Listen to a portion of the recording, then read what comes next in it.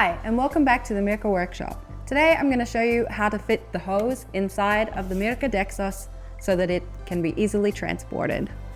First, we open up the top.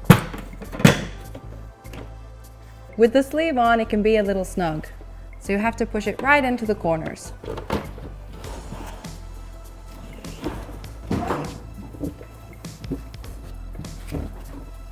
This is much easier on the floor when it's not on a table.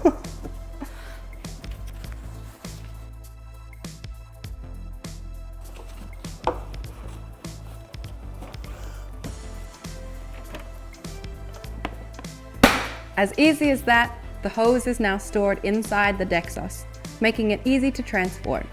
Thanks for watching, and tune back in for more tips and tricks from the Mirka workshop.